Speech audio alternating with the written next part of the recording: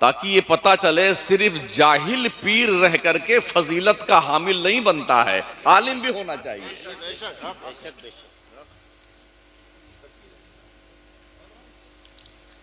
आप यूट्यूब पर देखते होंगे बहुत सारे पीर आपको नजर आएंगे, ऐसे बैठा दिए जाते हैं, बोरा बोरा ला करके फूल में उसे गुम कर दिया जाता है।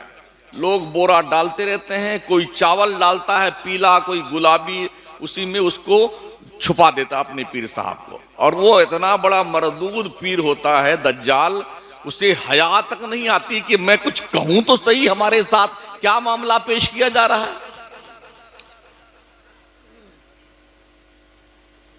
तो गोया के पीरी मुरीदी दरअसल एक पेशा बन चुका है।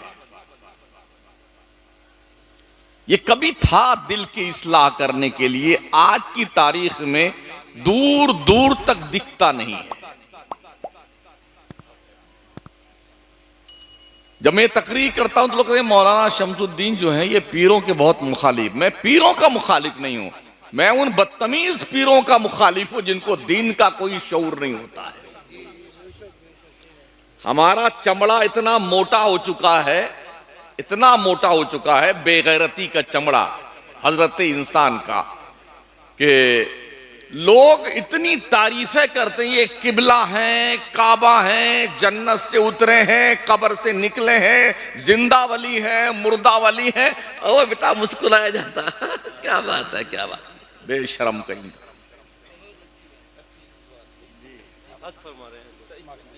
क्यों हमारे बाप की फजीलत इल्म की बुनियाद ठहरी।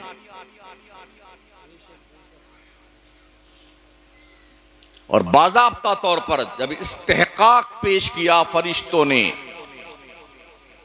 नहनु नुसब्बिहु बिहम्दिका व नुक़द्दिसु लक, ए अल्लाह क्यों पैदा करता अपना खलीफा, हम बहुत काफी हैं तेरी बंदगी करने के लिए, तेरी इबादत करने के लिए, तेरे नाम की माला जपने के लिए, तस्बीह तकदीस के गुणगान करने के लिए हम बहुत काफी हैं। उन्होंने अपना हक पेश किया, रब ने कहा नहीं, फजीलत इबादत की बुनियाद पर नहीं, फजीलत इल्म की बुनियाद पर है।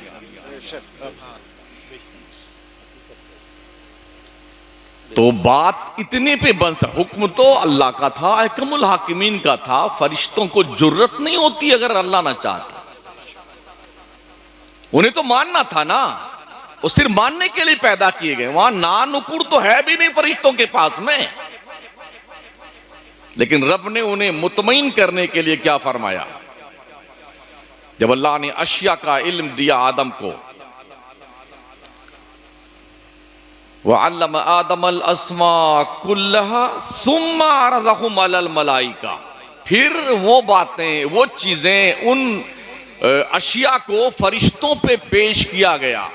और अल्लाह ने फरमाया अगर तुम अपने दावे में सच्चे हो कि आदम खलीफा नहीं बनना चाहिए, खलीफा तो हम बनेंगे, तो बताओ तुम लोग इन चीजों के नाम क्या हैं, इनकी खुसूसियात क्या है।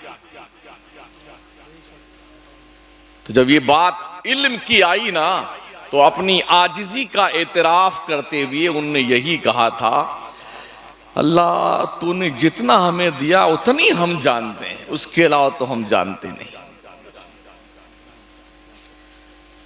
लेकिन अल्लाह ने इस पे भी बस नहीं किया, रब ने फरमाया फ़क़ाला या आदमो अम्बिहुम बिअस्माइहिम फलम्मा अम्बअहुम बिअस्माइहिम क़ाला अलम अक़ुल लकुम इन्नी आलमु ग़ैबस समावात इला आखिरी। अल्लाह ने फरमाया आदम ये सब आजिजो मजबूर हो गए, इन चीजों का ज्ञान इनके पास नहीं, तू बता इन्हें, ताकि इन्हें पता चल जाए आदम को फजीलत इल्म की बुनियाद पर दी गई है।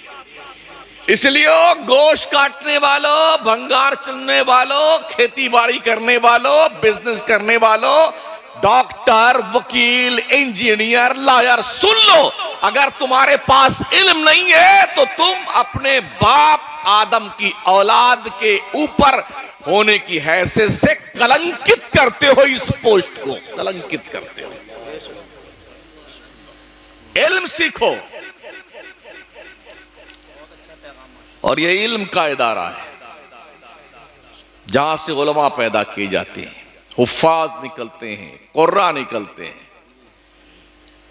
वकील साहब कह रहे थे लोग बहुत मुखालफत करते हैं। यार मुखालफत का मतलब यह है कि तुम में दम है इसलिए मुखालफत करते हैं लोग। किसी की मुखालफत कोई क्यों करता है? जब वो आजीज हो जाता है, यार इसका मैं कुछ कर नहीं सकता, तब मुखालफत करता है। मुखालफत से डरना नहीं चाहिए। तुम दिए बादे मुखालिफ से न घबरा ए औकाब, ये तो चलती है तुझे ऊंचा उड़ाने के लिए।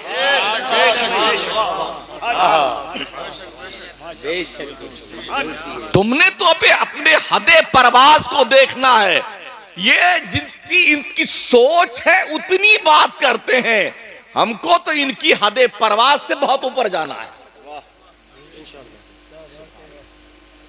मुखालफत काम करने वाले की होती है। किसी घसियारे का मुखालिफ किसी को देखा है आपने? भैंस चराने वाले का मुखालिफ देखा किसी को? नहीं ना। किसी मजदूर पेशा आदमी का मुखालिफ आपने देखा है ना? मुखालफत उसकी होती जिसमें कुछ गट्स होता है, दम होता है, कुछ वैल्यू होती है, कुछ काबिलियत होती है, लोग उसकी मुखालफत करते हैं। तो मुखालफतों से डरना नहीं चाहिए। आप जानते हैं हाथी चलता है, कुत्ते भौंकते रहते हैं। 25-30 कुत्ते भौंकेंगे भौंकेंगे और चुपचाप हाथी चलता जा। उसे पता है अगर मैं इनको एक पूंछ मार दूं ना तो इनकी टांग टूट जाएंगी। हाँ, इसलिए वो बिगाड़ने भौंकना काम है कुत्तों का, और मस्ती की चाल चलता हुआ अपने मंजिल पे पहुंच जाना एक मस्ताने का काम हुआ करता है। काम करने वालों के दस्तो बाजू बनिए। एक तो वैसे भी मदरसों पे बड़ी पैनी नजर रखी जा रही है। कभी चटाई के नीचे बम ढूंढा जा रहा है, कभी लोटा के अंदर स्कड मिसाइल ढूंढी जा रही है। अरे हमको काम करने दो ढंग से। चाइना की हिम्मत नहीं है कि इस देश को आंख दिखा सके। हाँ जी, वो हम थे जिसने इस देश को आजाद करवाया था।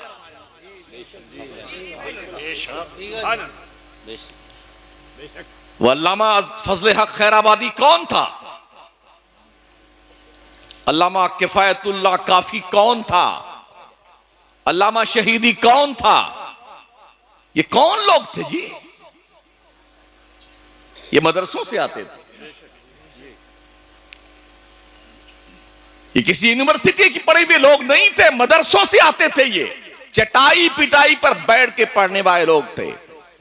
मगर अपनी जान के नजराने पेश करने के बाद उन्होंने देश को आजाद करने का जो संकल्प लिया था, लोग आते गए, साथ जुड़ते गए। बकौल शायर मैं अकेला ही चला था जानिबे मंजिल, मगर लोग साथ आते गए और कारवां बनता गया।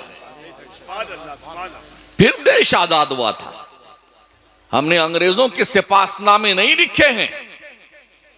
किसी मुसलमान का, जिसे हम सुन्नी मुसलमान कहते हैं, दूसरे को मुसलमान जानते भी नहीं है, हाँ सुन्नी मुसलमान, इसमें कोई एक भी कैंडिडेट दुनिया में कोई माई का लाल दिखा नहीं सकता है जिसने अंग्रेजों की चमचागिरी की हो। हमने देश आजाद करवाया है। और इन मदरसों के चलने वाले, पढ़ने वाले, पढ़ाने वाले उलमा ने तकरीबन 56,000 उलमाए अहले सुन्नत को दिल्ली के सरहद से लेके लाहौर की सरहद तक शेर शाह सूरी रोड पर पेड़ पे लटकाया गया था, सोली पर। तब जाके देश आजाद हुआ था। यार हम तो वैसे बड़ी मुश्किल से कोई 55 रुपया चंदा आ रहा था। अभी मैं आधा सो रहा था, आधा जाग रहा था, हजरत कुछ ऐलान फरमा रहे थे। अगर यहीं पर ऐलान होता कि डबल कव्वाली होने वाली है, हाँ एक कव्वाला आएंगी एक कव्वाल आएंगे, तो बेटे नाचते हुए आते यहां पर अभी चंदा देने के लिए। हमारी कौम इतनी बेहया, बेगैरत, बेशरम बन चुकी है कि एक आवारा टाइप की औरत स्टेज पे आके बैठती है और बड़े इज्जतदार लोग सामने, वाह वाह वाह वाह क्या बात करते हो, डूब मरो चुल्लू भर पानी में। बहुत ज्यादा जी जी जी माशाल्लाह, बहुत अच्छी बात है। मुशायरे करवाते हैं, 5-7 शायरात तशरीफ लाती हैं और फिर शायर होते हैं। कितना घटिया जहन का उसका शौर होगा उस औरत का जो शायरा बन के आती है। उसके बाप उसके भाई कितने जलील और निकम्मे कमबख्त होंगे जो अपनी बेटी बहन और अपनी बीवी को गैर महरम मर्दों के बीच में वेश्या के टाइप में बना करके कौम के सामने पेश करते हैं। फिर अनाउंसर साहब फरमाते हैं इनको अपने बहन की तरह देखना। अच्छा, ये बेशर्मी और ये ढिठाई, कभी आपने इन मदरसों के प्लेटफॉर्म से भी ऐसी कोई बात देखी है? ये मदरसे तुम्हारे दीन, तुम्हारे दुनिया, तुम्हारी इज्जत, तुम्हारी आबरू की मिन कुल्लिल वजूह हिफाजत की गारंटी देते हैं। यहां का पढ़ने वाला बच्चा अगर दीवाना होता है ना तो दुनिया की सलाखों को तोड़ता हुआ बहुत दूर निकल जाता है। दीवान गाने इश्क मोहम्मद को देखकर घबरा गई है गर्दिशे दौरा, कभी कभी गर्दन में हार डाले हैं माहो नजूम ने, गुजरा है उन हदों से मुसलमान कभी कभी। पहचानिए अपने आप को, नाचने वाली कौम मुसलमान नहीं होती है। जी जी जी, हमने दुनिया को अपने उंगलियों पे नचाया है। बैक वक्त हमने 3-3 बर्रे आजम पे हुकूमत की है। जब हम पढ़ते थे, लिखते थे, दुनिया हमारे चौखट पर कशकोले गदाई लेके इल्म की भीख मांगने आती थी। आज क्या हो गया है? छोटे छोटे गांव में 3-3 पार्टियां मुसलमानों में, 4-4 पार्टियां हैं। हां जी, ना काम करेंगे ना करने देंगे, ना जीतेंगे ना जीतने देंगे। जी, ये हमारी घटिया सोच थी जिसकी बुनियाद पर आज हम मुल्क के तूलो अर्ज के नक्शे पर नमक के बराबर भी नहीं है, दाल में नमक के बराबर। जिस दिन हमें अक्ल आ जाए ना हमारी कौम को, कश्मीर से लेके कन्याकुमारी तक हम नाटका बंद कर सकते हैं। इस पोजीशन में हम हैं। हम इस देश की भी हिफाजत करना जानते हैं और हमने किया है। 800 साल तक अखंड भारत की बागडोर बिला शिरकते गैर हमारी मुस्लिम कम्युनिटी संभाला था। अगर चाहते तो शायद आज सिर्फ हम ही होते।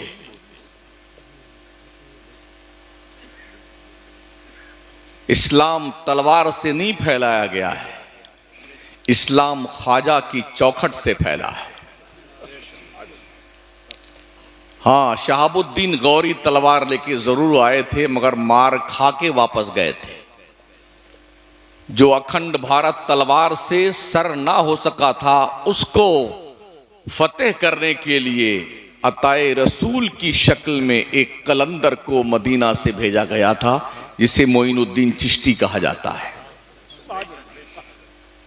मुख्तसर से मुद्दत में ना उसके पास तलवार थी, ना डंडे थे, ना बल्लम थे, ना फरसा था, ना गरसा था, ना भाले थे। जैसे लोग आते हैं, हाँ भी धर्म की हिफाजत करना है, धर्म की, तो ये अस्त्र शस्त्र क्या क्या हम भी पढ़ते रहते हैं, देखते रहते हैं वीडियो। हम किसी के ऊपर लक्षण नहीं लगाते हैं और ना हमारी ये सोच है। हम तो एक शांति प्रिय कौम है। इस्लाम का मतलब सलामती है और मुसलमान का मतलब सलामती देने वाली कौम है।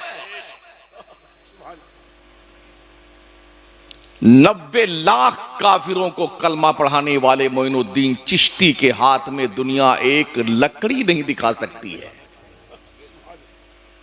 कैसे लोग कहते हैं कि इस्लाम तलवार से फैला हिंदुस्तान में, धर्म परिवर्तन किया जा रहा है, हमें कोई शौक नहीं चल रहा है। हाँ जी, जिसका जी चल रहा है आए ना, वो आए इस्लाम के दायरे में। इस्लाम किसी का मोहताज नहीं है।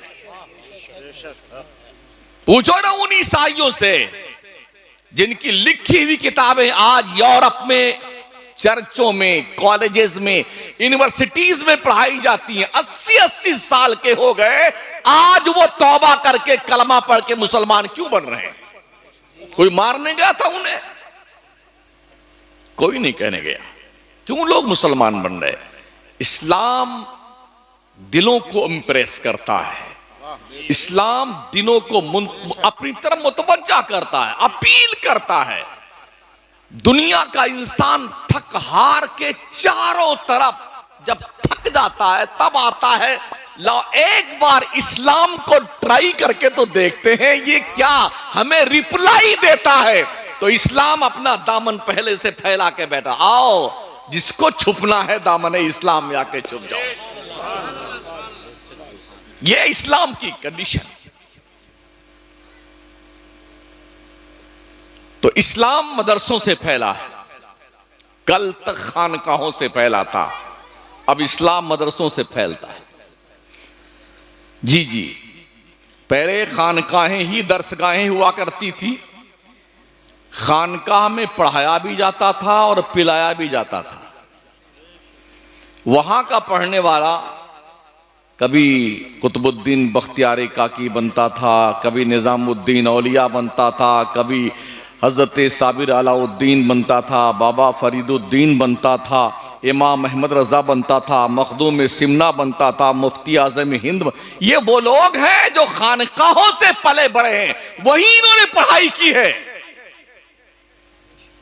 लेकिन ये वो लोग होते थे, चूंकि ये सूफी भी होते थे और आलिम भी होते थे, जहां बैठ जाते थे दुनिया उनके कदमों में झुकने पे मजबूर होती थी। आज मदरसे हमारे हैं, यहां खानखा नहीं है, बड़ी ही कसम पुरसी के आलम में मदरसे चलते हैं। हमें पता है, हम पूरे कश्मीर से लेकर कन्याकुमारी तक घूमते रहते हैं, रोज कहीं ना कहीं, सुबह कहीं है तो शाम कहीं है, रात कहीं है तो दिन कहीं है। उमूमन मदरसों में ही जाना होता है। हमने ये देखा है, कई कई मदरसे ऐसे देखे जहां 3-3, 4-4 महीनों की तनख्वाहें मदरसीन की बाकी हैं।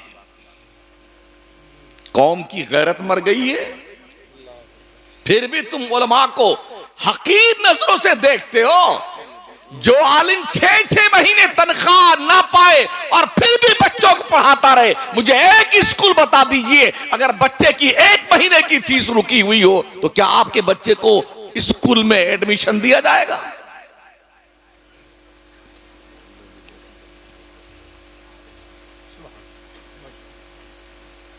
कदर कीजिए उलमा की, कदर कीजिए तलबा की। ये वो बच्चे हैं ना जिनके बारे में आका करीम अलैहिस्सलाम ने फरमाया है, मैदान जंग में मुजाहिद को तलवार देने से ज्यादा बेहतर है किसी बच्चे को, तालिबे इल्म को टूटा हुआ कलम दे दो। ये कलम जानते हो क्या है? कलम की मार तलवार से ज्यादा सख्त होती है। हमने कलम पर भी ध्यान देना छोड़ दिया है। हाथों में कलम की तलवार लीजिए, पढ़िए, सिर पढ़िए और सिर पढ़िए। दुनिया से ताकत में आप जीत नहीं सकते हैं, इसलिए कि ताकत दुनिया के पास ज्यादा है, आपके पास नहीं है। पैसे से आप दुनिया से जीत नहीं सकते हैं, दुनिया के पास पैसा बहुत है, आपके पास नहीं है। अब एक ऑप्शन बचता है, वो इल्म है, और इल्म आता है नून वल कलमी वमा यस्तुरून। कलम को हथियार बनाइए और चल पड़िए, अपने मंजिल और लक्ष्य को पाने के लिए अनथक कोशिश करके वहां पहुंचिए। एक दिन वो आएगा, दुनिया तुम्हारी लिखी हुई तहरीर को सर का बाज़ाब्ता तौर पर ताज बनाकर घूमेगी। पढ़िए ना यार, किसने रोका है आपको पढ़ने से? 12वीं तक पास करते करते बाई ग्रेस मुसलमान का बच्चा पास होता है।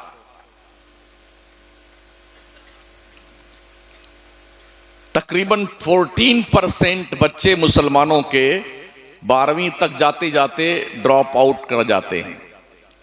अब पढ़ने से नौकरी तो मिलती नहीं है, तो चलो दिल्ली चलेंगे, कोई खंचे वंचे की दुकान लगाएंगे, कोई पानी पूरी बेचेंगे। तेरी ऐसी की तैसी। तालीम नौकरी के लिए नहीं है, ये इल्म की तौहीन है कि तालीम नौकरी के लिए हासिल किया जाए। जी नहीं, इल्म एक मोहतम बिशान अल्लाह की दी भी नेमत है, जिसकी कीमत पूरी दुनिया नहीं लगा सकती है, उसे इल्म कहते हैं। तूने बहुत हल्के में लिया है इल्म को।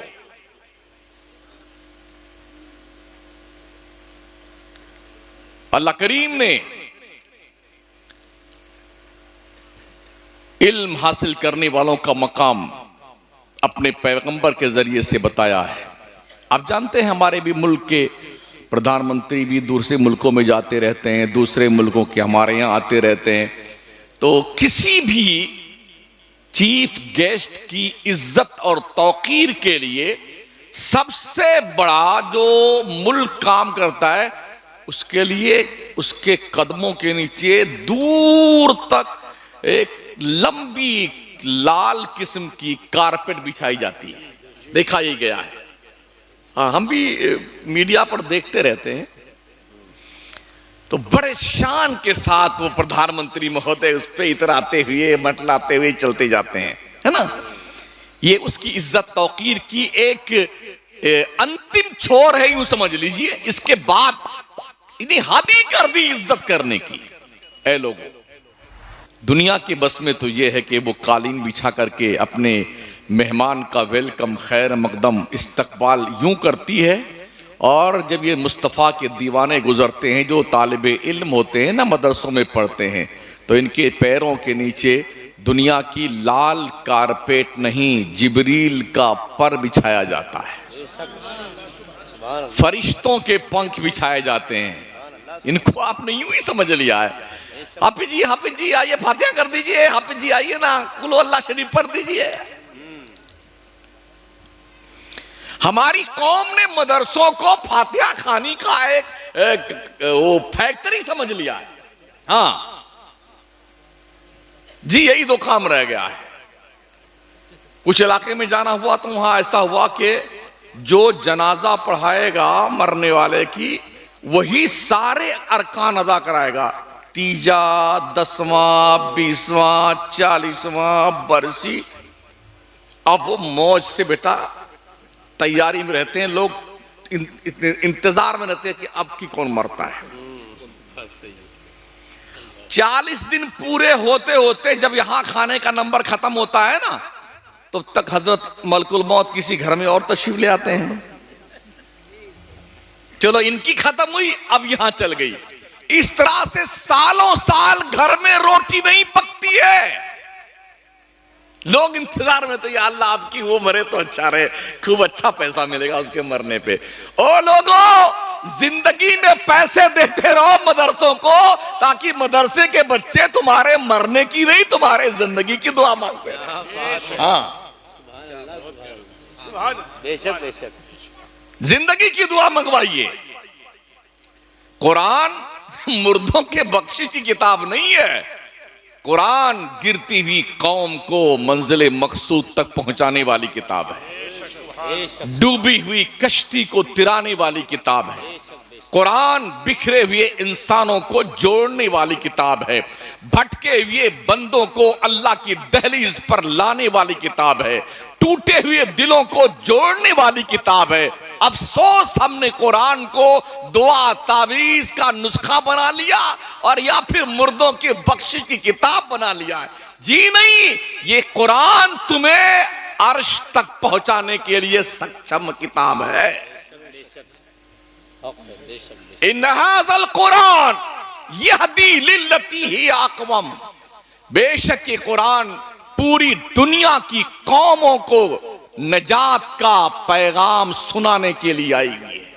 ये कुरान वो किताब है, और हम क्या करते हैं, ये 2 लाइन की ताबीज लिखा, इसको पी लीजिएगा, अल्लाह अकबर।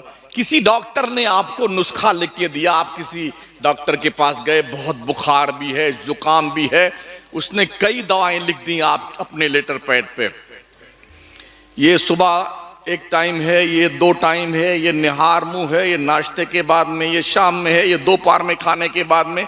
अब ऐसा कीजिए, उस कागज को लेके आइए अपने घर में, और एक जरी उसमें पानी के डब्बे में उस कागज को धुल लीजिए, जो डॉक्टर ने दवा का नुस्खा लिखा है ना, और धुल करके वो पानी पीजिए। क्या आपको वो डॉक्टर का लिखा हुआ नुस्खा फायदा देगा?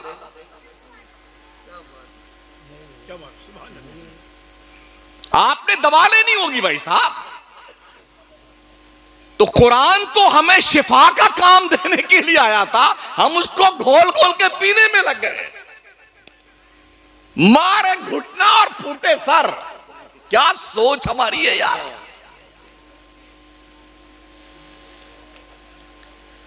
अफसोस ये भी है कि मैं उस वक्त गुफ्तगू कर रहा हूं जो सोने का वक्त होता है आपसे। मैं खुद ही सो रहा था, मैं क्या जगाऊं आपको। हाँ जी, जो तो हम खुद ही जानते हैं, हम ही जानते, रोज यही काम है। अफसोस यही है कि हमने अपने जलसे रात भर की जागरण बना लिए हैं।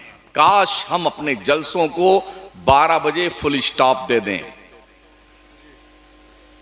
एक मुकर्री बुलाइए, एक शायर बुलाइए, लोग बेदारी के आलम में कुछ बात सुन लें और सुनाने वाला बेदारी के आलम में कुछ सुना दे। अब दोनों थके थकाए हुए हैं, सुनाने वाला भी थका हुआ है, सुनने वाला भी थका हुआ है। तो अब इससे क्या फायदा होने वाला है? यही वजह है कि हम अहले सुन्नत वल जमात के जलसों से कोई हमें बाज़ाब्ता तौर पर फायदा नहीं मिल पा रहा है। खर्च तो खरबों रुपए हो रहे हैं जलसों पे, खरबों रुपए पर ईयर सुन्नियों के। नॉनसेंस है, रिफंड कुछ नहीं मिल रहा। वाह वाह वाह वाह, जिंदाबाद जिंदाबाद, जनाब वकील साहब जिंदाबाद, जनाब खतीब कचहरी साहब जिंदाबाद, नकीब इजलास साहब जिंदाबाद, शायर अहले सुन्नत जिंदाबाद है साहब, मुर्दाबाद मुर्दाबाद। काय की जिंदाबाद लगा रखी यार। जिस कौम की बच्चियां भागकर गैरों से शादियां कर रही वो जिंदाबाद है। जिस कौम के बच्चे रात भर बाहर बैठे जुए खेल रहे हो वो कौम जिंदाबाद है। जिस कौम के बच्चे अगर 500 रुपए कमाते हो तो 250 रुपए की पूड़ी खा जाते हो वो कौम जिंदाबाद है। जिस कौम के नौजवान बच्चे जवान होने से पहले बुढ़े हो जाते हो पूड़ियां खा खा करके वो कौम भी जिंदाबाद है। डूब मरो चुल्लू भर पानी में।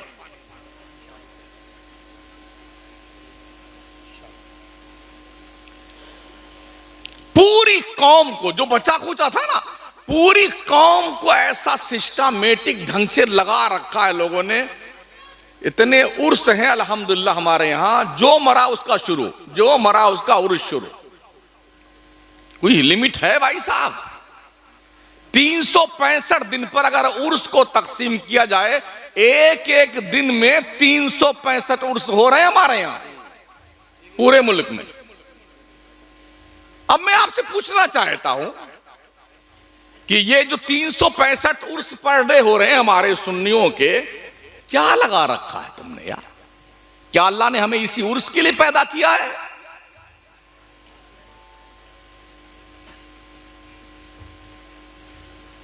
मुझे बताइए तो सही। मैं पूरे मुल्क से पूछ रहा हूं उलमा से, मुझे बताओ क्या ख्वाजा मोइनुद्दीन चिश्ती ने अपने पीर का उर्स ऐसे किया था जैसे आज ख्वाजा का उर्स हो रहा है? मुझे बताओ आला हजरत सरकार का जो उर्स हो रहा है, क्या आला हजरत ने अपने पीरो मुर्शिद सरकार आले रसूल मारहरवी का ऐसे उर्स किया था जैसे आला हजरत का उर्स होता? अगर ऐसा उर्स किया होता तो 1400 किताबें नहीं लिखते वो।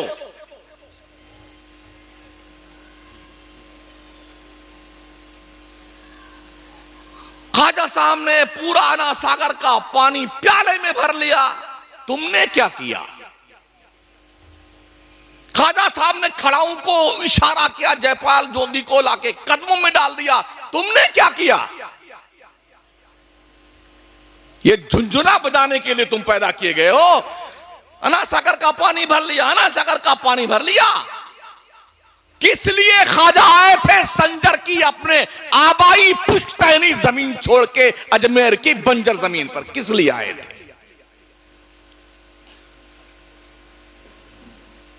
घर छोड़ा, खानदान छोड़ा, कारोबार छोड़ा, खेती बाड़ी छोड़ी, अंगूर का बगीचा छोड़ दिया, पंचक्की छोड़ दी, सबको त्याग पत्र दे के आ गए। क्या जरूरत थी मखदूम सिमना को, सिमना की हुकूमत को लात मारकर सहरा नवर्दी करता हुआ पंडवा शरीफ से होकर कछौछा आने की क्या जरूरत थी?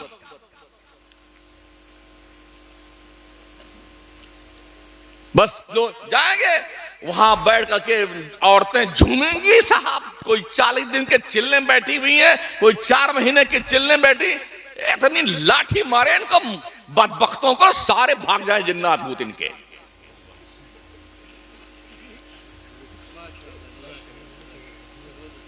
भर भर के नीर का पानी लेके आ रहे हैं। अरे ओ बेहूदे, सुन कान खोल करके, फीहे शिफाउल लिन्नास, अल्लाह ने कुरान में शिफा रखी है। कभी पढ़ता है कुरान? बहुत अच्छी बात। कुरान के करीब नहीं आएगा। बाप चाहे पूरी जिंदगी शराब पीता रहे, मर गया ना, अब आएगा अल्जामतुन नूरिया के मुदर्रिसीन के पास, हजरत कुरान खानी करके अब्बा को बख्शवा दीजिए हमारे। तेरी ऐसी की तैसी, पूरी जिंदगी कुरान को छुआ तक नहीं, शराब पीता रहा, जुआ खेलता रहा, बदमाशी करता, अब बख्शवाने के लिए मौलाना के पास आया हुआ है।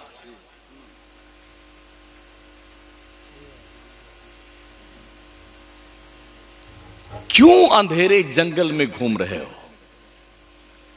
क्यों नहीं इमाम अहले सुन्नत की उन पाकीज़ा तालीमात पर तवज्जो देते हो? क्यों नहीं मुफ्ती आजम के आहे सहरगाही का जायजा लेते हो? क्यों नहीं ख्वाजा मोइनुद्दीन चिश्ती के इंतकाल के बाद उनके पेशानी नियाज पे लिखे हुए जुमले पे गौर करते हो? हबीबुल्लाह माता फी हुब्बिल्लाह। ओ दुनिया वालों, देख लो, ये अल्लाह का दोस्त है, अल्लाह की मोहब्बत में मर गया है। क्यों नहीं गौर करते हो? इन बच्चों को कौन संभालेगा? पैदा करके छोड़ दिया भेड़ बकरी की तरह। ओ बापो और माँ, अपनी औलाद पर ध्यान दो, औलाद पर। इससे पहले कि कोई बदकिरदार दोस्त तुम्हारे बच्चे से क्लोज होकर के उसके दिल पर गुनाहों की तहरीर लिखे, तुम खुद अपने बच्चे से क्लोज होकर उसके दिल पर मुस्तफा के प्यार की तहरीर लिखो। बेशक ओ माँ, इससे पहले कि कोई लड़की बेगैरत तुम्हारी बच्ची से क्लोज होकर उसके दिल पर किसी बॉयफ्रेंड के गम में मरने की तहरीर लिखे, तुम अपने बच्ची के दिल पर कनीज़े फातिमा होने की तहरीर लिख दो। कब तुमको होश आएगा यार? कब हमारी आंखें खुलेंगी? बाप को पता नहीं बच्चा रात भर कहां रहता है, मां को पता नहीं बच्ची किस किस सहेली के पास जाती है, और जब नाक यहीं से कटती है ना तो कहीं मुंह दिखाने के लायक नहीं रहते बेटे। आए दिन हम भी अखबार पढ़ते हैं, खानदान की नाक कटी, घर की अम्मा अब्बा की नाक कटी, उसके बहनों के रिश्तों पे कलंक लग गया, भाई सर नहीं उठा सकता जिंदगी भर, कौम के लोग भी बाज़ाब्ता तौर पर कलंकित हुए। एज ए मुस्लिम कहां जाए? संभालो अपने बच्चों को। मेरे करीम आका फरमाते हैं, अपने बच्चों के लिए ऐसे दोस्तों का सिलेक्शन करो जो बच्चों के लिए अच्छे दोस्त बन सके, अच्छे दोस्त बन सके। अन्नासु अला दीनी खलीलिहिम, आका फरमाते हैं लोग अपने दोस्तों के दीन और तरीके पे होते हैं। फलयंजुर अहदुकुम मन युखालिलु, तो तुम में का हर कोई देखे वो किसकी दोस्ती कर रहा है, किससे दोस्ती कर रहा है। दोस्ती करने से पहले दोस्त को जांचिए, परखिए, क्या वो आपकी दोस्ती के लायक है भी कि नहीं है। मेरे करीम आका फरमाते हैं मफहूम हदीस, और मेरी उम्मत के लोगों, अच्छे दोस्त को दोस्त बनाओ, और अच्छा दोस्त वो है जब तुम उसे देखो तो तुम्हें खुदा की याद आ जाए, वो अच्छा दोस्त होता है। ये भी आका ने फरमाया अच्छा दोस्त वो है जो तुम्हें तुम्हारे नेकी करने में तुम्हारी मदद करे, और जब तुम रास्ता भूल जाओ, अल्लाह रसूल के ट्रैक से हट जाओ, तो तुम्हें वापस उस ट्रैक पे ले आए, वो तुम्हारा अच्छा दोस्त है। और बुरा दोस्त वो है जो तुम्हें तुम्हारी नेकियों पर मदद ना करे, और जब तुम नेकी ना करना चाहो तो तुम्हें तंबीह भी ना करे, बल्कि वो खुश रहे कि हमारा दोस्त भी हमारे ढर्रे पे चल रहा है। वैसे भी लोग अच्छे बुरे बनते कैसे हैं? मेरे रब ने फरमाया ना, या अय्युहल्लज़ीना आमनुत्तकुल्लाह व कूनू मअस सादिकीन, ए ईमान वालो अल्लाह से डरो और सच्चों के साथी बन जाओ। सच्चों और अच्छों के साथी बनने का हुक्म अल्लाह ने दिया है, उसके रसूल ने दिया है। तो अच्छा दोस्त तलाश कीजिए ताकि आप अच्छा बने, नेक बने। एक मिसाल और मेरे आका ने बयान फरमाई कि अच्छे दोस्त की सोहबत ऐसी है जैसे तुम किसी इत्र की दुकान में बैठे हो, तुमने इत्र तो खरीदा नहीं मगर उसकी खुशबू तो जरूर तुम तक आ जाएगी। और बुरे दोस्त की मिसाल आका ने बयान फरमाई उस भट्टी की तरह है जहां पर आग सुलग रही हो, धुआं निकल रहा हो, वहां अगर आप बैठेंगे ना तो अगर भले ही आपको चिंगारी ना लगे तो धुआं तो आपके हिस्से में जरूर आएगा। आप जिसके साथ रहेंगे उसी के साथ के कहे जाएंगे। अगर आप जुआ नहीं खेलते हैं लेकिन जुआ खेलने वालों के साथ खड़े बैठे हैं तो लोग क्या कहें, ये जुआरी है, खबीस जुआरी है, यही कहेगा ना आदमी। शराब आप नहीं पीते हैं मगर शराब के अड्डे के पास आप मडलाते हुए दिखाई पड़े, लोग कहेंगे कुछ गड़बड़ तो जरूर है, हाँ ये चक्कर में है शराब पीने के, हालांकि आप शराब नहीं पीते हैं। तो उन जगहों से बचने का हुक्म है जिन जगहों से इत्तिहाम लगने का डाउटफुल होता हो, बचिए उन जगहों से। ये मत सोचिए कि जी हम तो अल्लाह से कह देंगे या अल्लाह पाक शैतान ने हमसे तो गुनाह करवाया वरना मैं नहीं करता। 100% झूठ है ये। शैतान को क्या पड़ी हुई है? अब अल्लाह से आइए पूछते हैं ना, शैतान से पूछ लेते हैं ना कि शैतान क्या कहता है। तो अल्लाह ने बयान फरमाया कुरान मुकद्दस में, कमसली शैतान इस क़ाला लिल इंसानि कफ़ुर फलम्मा कफ़र क़ाला इन्नी बरीउम मिनका इन्नी अख़ाफ़ुल्लाह रब्बल आलमीन। शैतान की मिसाल ऐसी है जब उसने किसी से हाथ चोरी कर ले, गुनाह कर, कुफ्र कर, जब बंदे ने कर लिया तो जानते हो क्या कहता है? क़ाला इन्नी बरीउम मिनका, बेटे मैं तुमसे अलग थलग हूं, एकदम अलग थलग, तुम जानो तुम्हारा काम जाने। इन्नी अख़ाफ़ुल्लाह रब्बल आलमीन, बेशक मैं उस अल्लाह से डरता हूं जो सारी कायनात का पालने वाला। ये शैतान कह रहा है और तुमने ये इल्जाम थोप दिया कि शैतान नहीं करवाया हमसे गुनाह, और शैतान ये जवाब देता है। इसलिए अल्लाह ने बार बार मुतनब्बा फरमाया कुरान मुकद्दस के अंदर, इन्न शैतान लिल इंसानी अदुव्वुम मुबीन, बेशक शैतान इंसान का खुला हुआ दुश्मन है।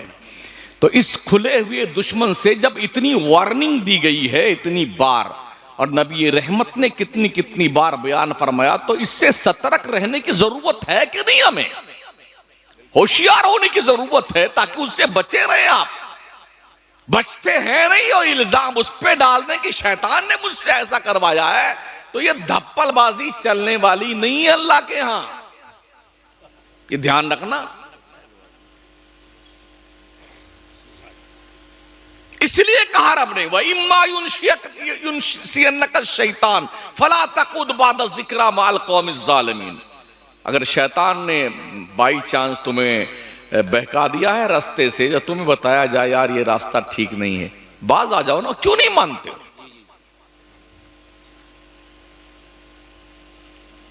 यहां इमाम साहब लोग भी होंगे, हजरत कितने नमाजी? एक साथ में कितने आदमी आते हैं? 25 आदमी, पूरा मोहल्ला मुसलमानों का है। तो ये बकिया जिन्नात लोग कहां जाते हैं? अल्लाह की रोजी सुबह से शाम तक भेड़ बकरी तरह खाया जा रहा है बेटा। सुबह उठता है बस चालू है मशीन। हाँ, बेटी अलग, पहले बेटी तशरीफ लाती है, यानी सो के भी आंख आधी खुली है, हाँ, उसी पे जो मुंह में भी कुछ बाहर निकला नहीं, वहीं पे पिए जा रहा है बेटा। बेटी अंग्रेजों की पैरवी में पिए जा रहा है।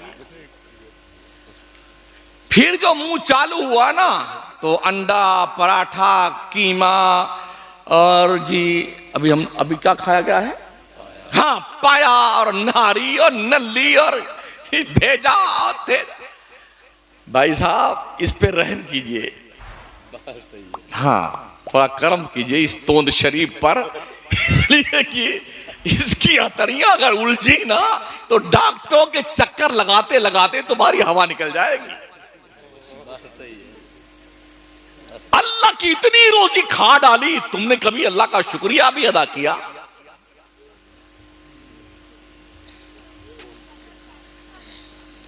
फर्ज कीजिए ये सिस्टमेटिक निजाम जो कुदरत का है, मैदा की शक्ल में ऑटोमेटिकली जो हर किस्म का सामान एक्सेप्ट कर लेता है, गरम, ठंडा, खट्टा, मीठा, नमकीन, कड़वा, सबको पिसाई करके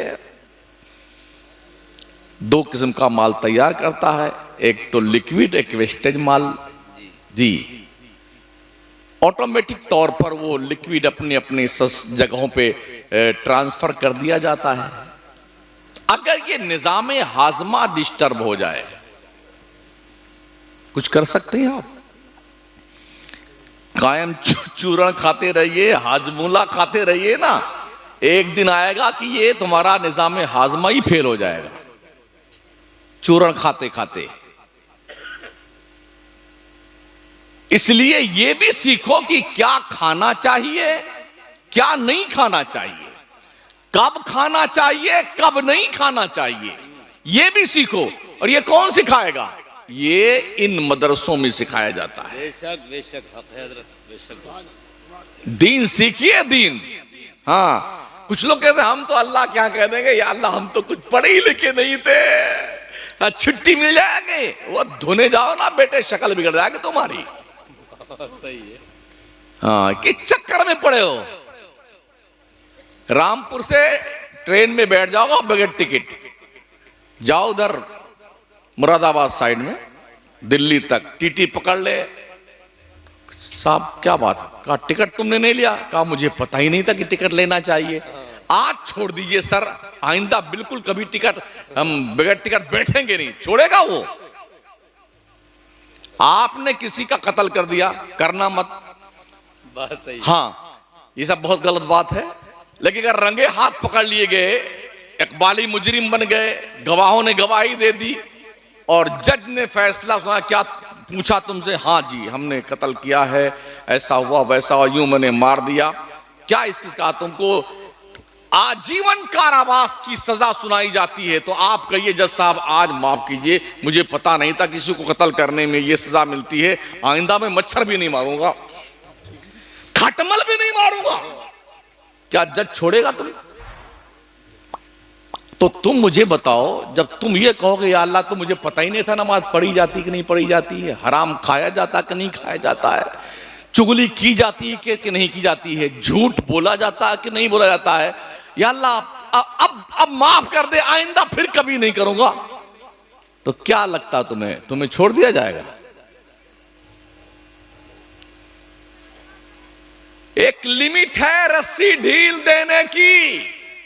अगर जहन्नम का तस्वुर अब तक नहीं आया है तो कैलिफोर्निया और लॉस एंजलिस वालों से पूछ लो कि आग की लपटें कैसी होती हैं। जहां सिर्फ लाश बचा है, एंजलिस का पता नहीं है, पूछ लो उनसे। और खरबोपति महलों में रहने वाले खुदा के मुनकिर, जुल्म तशद्दुद के दिलदादा, रब ने ऐसी लगा दी ना उनकी, ऐसी लगा दी कि बेटे भागते फिर रहे हैं पौ पौ रोते हुए। कोई कुर्ता पजामा में भाग रहा है, कोई चड्डी बनियान में भाग रहा है, बचा ले तेरे मां ने दूध पिलाया है। इसे कहते हैं अल्लाह की लाठी में आवाज में। हाँ, तो इसलिए अगर जहन्नम को समझ में नहीं आता है तो अभी भी बहुत सारी वीडियो मौजूद हैं यूट्यूब पर, आपको अंदाजा हो जाएगा कि अगर दुनिया की आग ऐसी है तो जहन्नम की आग कैसी होगी। कभी कभी लावा फूटता है, देखा होगा ना आपने, सर्च कीजिए आ जाएगा। अब तो बहुत कुछ ठीक ठाक देख लेता है आदमी।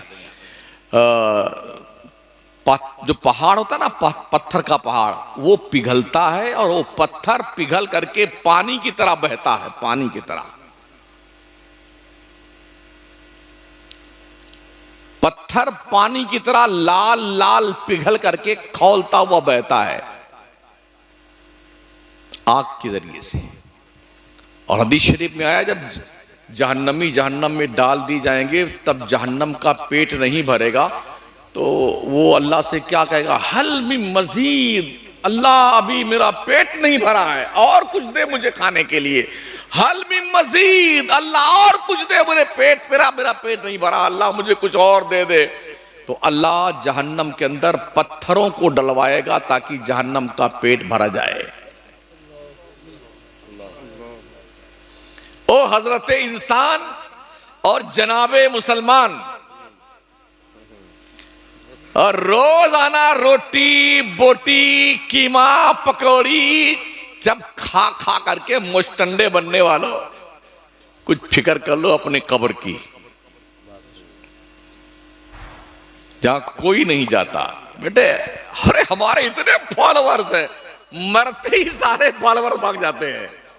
हाँ, कोई फॉलोवर सब्सक्राइब कीजिए, और इसको क्या कहते हैं, हाँ लाइक कीजिए सब्सक्राइब कीजिए, तेरी सब्सक्राइब कीजिए। कहां गए ये मरने के बाद? जब वक्त हो जाए नमाज का तो हर काम छोड़ करके अल्लाह के घर में इबादत के लिए पहुंच जाया करो। अफसोस ये है कि हमारे लोगों ने ऐसा सिस्टम बना रखा है कि फुर्सत ही नहीं मिलती कि मस्जिद में जाए सुन्नी। आज झंडारोहण होगा, शाम को बुलंद दरवाजा खुलेगा, फिर चिरागदान में चिराग जलाया जाएगा, फिर फूलों की बारिश की जाएगी, फिर मज़ार को गुस्ल दिया जाएगा, फिर महफिल समा का ये वक्त है, और उसके बाद जो है हल्के जिक्र का ये वक्त है, फिर चादर पोशी का जुलूस निकाला जाएगा, फिर गधे नशीन साहब तशरीफ लाएंगे। जी, गद्दे नशीन तो गद्दी नशीन थे, अब ज्यादातर गधे नशीन हैं। गधे नशीन तशरीफ लाएंगे। इसी काम में पूरी सुन्नियत उलझी हुई है। क्या हो गया हमारे को यार? होना तो ये चाहिए था, वलियों ने जो करके दिखाया है उस काम को आगे बढ़ाते। हाँ जी, वहां बैठे धोनी रमाए बैठे भी हैं। हमने ये भी देखा है, वो जब मजार पे वो सुलगाते नहीं अगरबत्ती, जब लोबान की धोनी देते हैं, तो हम भी कभी कभी जब जाते हैं तो एक आदमी एक धोनी दे, तो लोग जो वहां हाजिर होते हैं वो धुआं खाते हैं। गधे कहीं के धुआं खाता है खबीस। कुछ को देखा जो अगरबत्ती सुलगा करके जो उसकी राख गिर जाती है ना, जबान से चाटता, जाहिल कहीं का। क्या लगा रखा है तुमने यार? घर में मां बेचारी बीमार है, तड़प रही है, उसकी दवाओं के लिए पैसे नहीं है, और पीर की जूतियां लेके कमीना नाच रहा है। घर में बाप तड़प रहा है, दर्द से करा रहा है, उसके पास बैठने का वक्त नहीं है औलाद के पास में, और पीर जिंदाबाद जिंदाबाद जिंदाबाद। और तेरे पीर के बंदे सुन, कान खोल करके, तेरी जन्नत तेरे पीर के चौखट पे नहीं है, तेरी जन्नत तेरे मां के कदम के नीचे है। अल जन्नत तो तहत अक़दामिल उम्महात, तुम्हारी जन्नत तुम्हारी माओ के कदमों के नीचे है। तेरा बाप वो स्पेशली आदमी तेरे लिए है जिसकी शान मुस्तफा करीम ने बयान फरमाई, दुआए वालिदी लिवालिदिही कदुआई लकुम।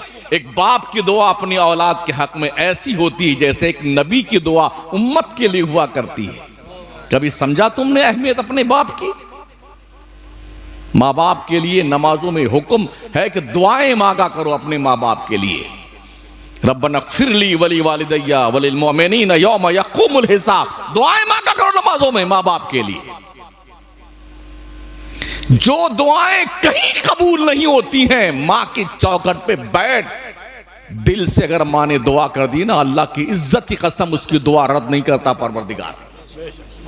हाँ, बेगम का चेहरा देखने के बाद मां को धक्के मारने वालों, शर्म करो शर्म। जिस मां ने तुम्हें पाल पोस के बड़ा किया, इस लायक बनाया है ना, उसका हक पहचानो।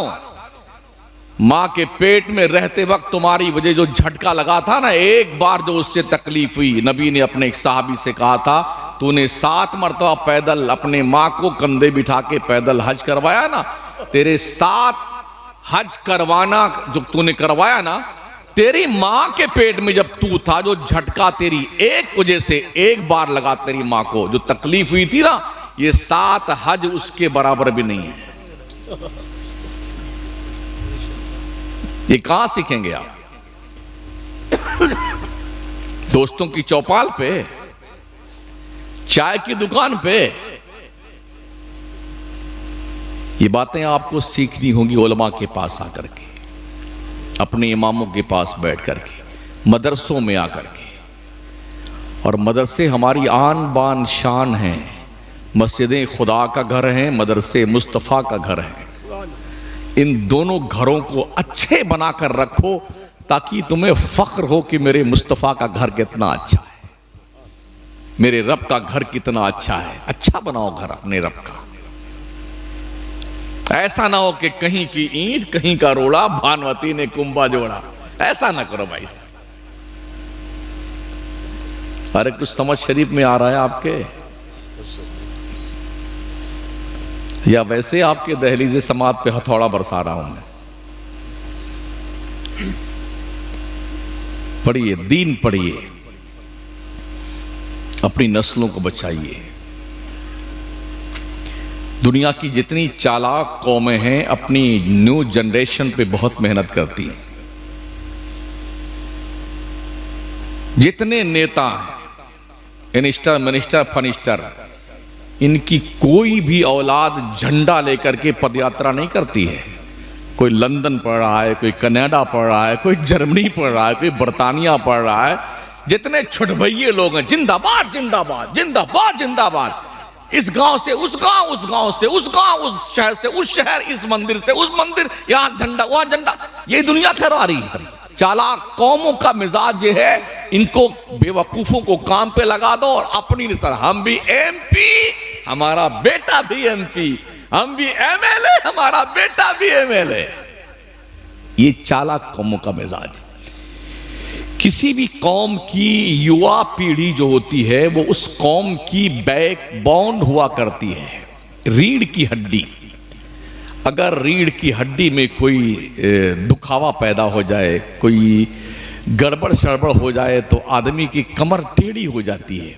जिस कौम की नौजवान पीढ़ी ग्रेजुएट, क्वालिफाइड और बाज़ाब्ता तौर पर काबिल बन जाए, उस कौम का तक मुस्तकबिल भविष्य रोशनो ताबनाक होता है। और जिस कौम की नौजवान पीढ़ी बिगड़ जाए, नस्लें बिगड़ जाती हैं। आज कुछ हाल हमारी कौम का ऐसा ही है साथियों। हमारी नौजवान नस्ल बिगड़ी हुई है। सिगरेट, बीड़ी, चरस, भांग, अफयून, गरद, इसमें खाने की आदी बन गई। और औरतों का हाल यह है कि हमारी बहनें, हमारी बेटियां, हमारी माएं बाजार की जीनत बनी हुई हैं। हां, जिस दुकान में देखेंगे उस दुकान में मुस्लिम औरतों की भरमार है। ये रोज क्या खरीदती मेरी समझ में नहीं आता। क्या शौहर मर गए हैं इनके? बाप मर गया है? बेटे और भाई मर गए हैं तब ये निकली हैं? अगर जिंदा है तो ऐसे बाप और ऐसे भाई और ऐसे बेटे, ऐसे शौहरों को डूब मरना चाहिए चुल्लू भर पानी में, जिनकी बहन, बेटियां, माएं और बीवियां बाजारों में बरसरे बाजार बगैर पर्दे के साथ या नकाब पहने हुए चुस्त और टाइट नकाब पहन करके घूमती फिरती दिखाई पड़े, सामान खरीदती हुई। कोई जरूरी कि औरतें सामान खरीदने जाएं? तुम किस काम के लिए हो? निकाह जब करवाए थे, काजी साहब ने निकाह पढ़ाया, हजरत साहब ने किबला ने कहा जी फलाना बिनते फलां को आपके निकाह में दिया, जिसका मेहर नकद इतना है, ये वकील साहब ये दुआ नानो नफका के साथ आपने कबूल किया? हाँ, कबिल तो कबिल तो कबिल तो। बेटे समझते हो नानो नफका क्या होता है? नानो नफका क्या होता है? रोटी खर्चा ये सारी जिम्मेदारी आ गई आपकी। आप तो घर में पड़े हैं, गुड्डू की अम्मी चाय ले आ बाजार से, तो तू झक मराने के लिए पैदा हुआ था। अर्रिजाल कव्वामूना अलन्निसा, मर्द औरत पे हाकिम है। ये हाकिम का काम है, जनाना काम कर रहा है। औरत को भेज दिया चाय लाने के लिए, सब्जी लाने के लिए औरत जा रही है, कपड़ा खरीदने औरत जा रही है। तो तेरी मत कहां मारी गई? ओ पागल मेरी कौम के लोगों, तुम्हारी मत कहां मारी गई? कब सुधरोगे?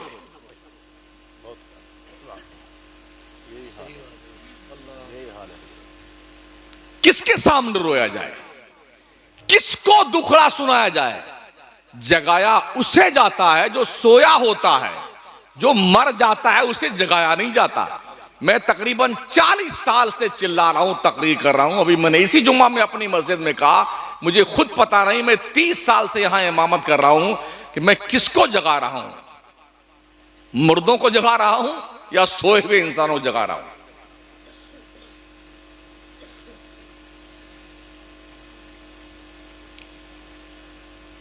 लोग कुत्ते पे मेहनत करते हैं ना, कुत्ता भी बड़ा काबिल बन जाता है। शायद में बयान क्या हो कि एक भाई साहब बस 10 मिनट तकरीर और सुन लीजिए मेरी।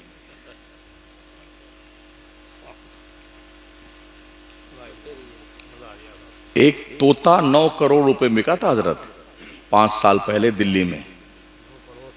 पोपट राजा 9 करोड़। उसके जिस्म पर कोई हीरे जवाहरात, याकूत, जमर्रद ये सब नहीं लगे हुए थे। जब मैंने उसकी तफ्तीश निकाली तो पता ही चला कि उसको बहुत किस्म से बहुत अच्छे ट्रेनर ने ट्रेनिंग दे करके किस्म किस्म की बोलियां सिखाई थी। तो कई लैंग्वेज जो सीख गया था इसकी बुनियाद पर। जब बोली लगी तो 100 ग्राम के पोपट राजा जो है वो लगभग 9 करोड़ रुपए में बिके। अगर एक तोते पे मेहनत की जाए कुछ दिन तो इतना कीमती बन जाता है कि वो 9 करोड़ में बिकता है। अगर अशरफुल मखलूकात के बच्चों पे मेहनत की जाए तो क्या ये बच्चे कीमती नहीं बन सकते हैं? सुभान अल्लाह, सुभान अल्लाह, सुभान अल्लाह। हमने कुत्तों को भी देखा है। फ्लाइट को चेक करने कुत्ता आता है कि हाँ आप इसको लेके जाइए साहब। कोई अफवाह उड़ गई ना, कहीं बम वम की खबर, पुलिस वाले थक हार के ढूंढते ढूंढते परेशान हो गए, अब पता नहीं चल पा रहा कि बम है किधर, तो कुत्ता लाया जाता है। उसके खर्चे लाखों रुपए मंथली हैं। उसे गुस्ल फरमाने के लिए 3 स्टार तशरीफ लाते हैं। बढ़िया खुशबूदार साबुन और स्प्रे और खुशबू लगाया जाता है। और क्या अभी सर्दियों में देखा, उसको बहुत बढ़िया सदरी पहनाई गई है, गरम गरम, हाँ गरम गरम कपड़े पहनाए गए हैं, और लेकर के 3 स्टार घूमता रहता है। उसको इस्तिंजा फरमाने की जरूरत होती है ना, तो पुलिस वाला ले जाता है, चलिए तशरीफ ले चले इस्तिंजा फरमाने के लिए, पकड़ के कुत्ते। अगर कुत्ते पे मेहनत की जाए, कुत्ता कई कई लाख में बिकता है। क्या हो गया, हमें कुछ समझ में नहीं आता यार, या आप भूल गए? हजरत मौलाना रूम रहमतुल्लाह अलैह फरमाते हैं, सोहबत सालेह तोरा सालेह कुनत, सोहबत ताले तोरा ताले कुनत। अच्छों की सोहबत तुम्हें अच्छा बना देती है, बुरों की सोहबत अच्छों को भी बुरा बना देती है। तो फरमाते हैं एक चरवाहा था, भेड़ बकरी चराता था। उसे एक दिन जंगल में शेर का एक छोटा सा बच्चा मिल गया। अच्छा लगा तो पकड़ के लाया, उस शेर के बच्चे को बकरियों के रेवड़ में डाल दिया। तो उस शेर का बच्चा कई महीने साल गुजर गए, जब बकरियों के बीच रहते रहते जब बकरियां में करती तो वो भी में करता। सोहबत देखिए, बकरियों की तरह चलता फिरता, वो घास खाने की उसकी भी आदत पड़ गई, जवान हो गया वो। तो फरमाते मौलाना रूम के एक दिन चरवाहा अपनी बकरियों को पानी पिलाने दरिया किनारे ले गया। सारी बकरियां उसी में, वो शेर जो जवान हो चुका था वो भी पानी पीने के लिए तशरीफ ले गया। अपोजिट साइड में दरिया के जंगल था। उस जंगल में एक बड़ा शेर जो है, शेर बबर खड़ा हुआ देख रहा था, यार ये हमारी बिरादरी का आदमी बकरियों के बीच में कैसे है। तो वो और दरिया के करीब आया। शेर बबर ये सब पानी पी रहे हैं झूम करके। तो जब उस तरह वाले शेर बबर ने अपने बिरादरी के उस कैंडिडेट को देखा था, उसने अपनी डकार लगाई, कुछ कहा उसने अपनी जुबान में।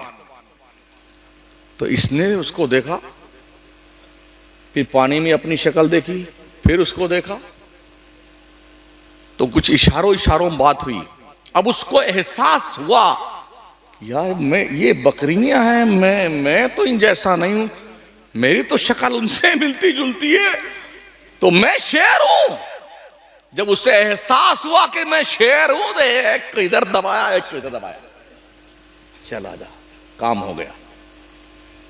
ये एहसास आपको कब होगा कि आप शेरों की औलाद हैं?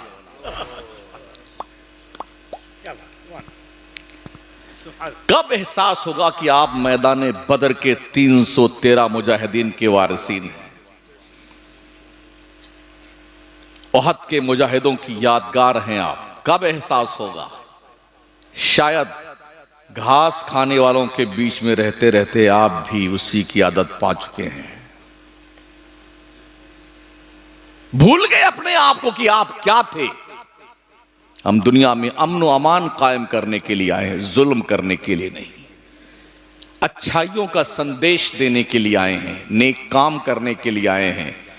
अगर समझ शरीफ में कुछ आ जाए तो अमल कर लीजिएगा, वरना इंशाअल्लाह कल ये हमारी मोहब्बत की दुकान पंडवा में लगेगी, वेस्ट बंगाल में। तब तक के लिए खुदा हाफिज। अल्लाह आप सबको सलामत रखे। मुझे मुबारकबाद पेश करता हूँ जनाब ताहिर साहब एडवोकेट और उनके पूरी टीम को, उनके अहबाब को, जो इतनी मुखालफतों के बावजूद भी मंजिल की तरफ रवां और तमा है। काम करते जाइए। अल्लाह ने जो आपके हिस्से में काम लिखा है वो काम कर गुजरिए।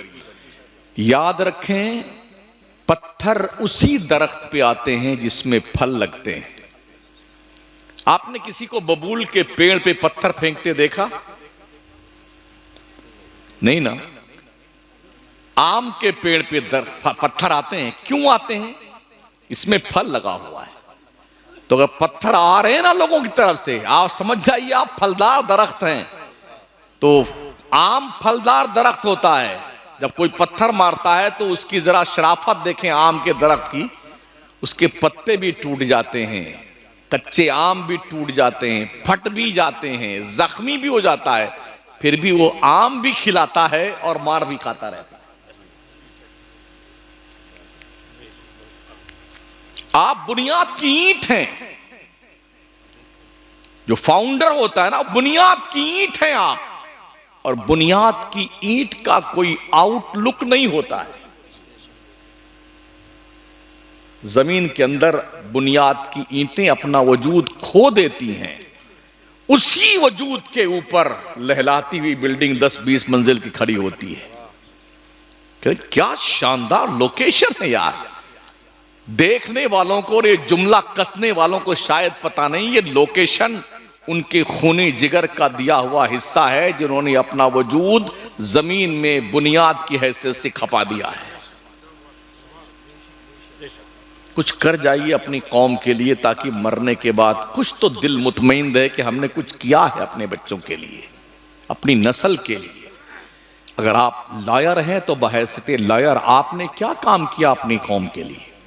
डॉक्टर हैं तो इस हैसियत से क्या काम किया आपने।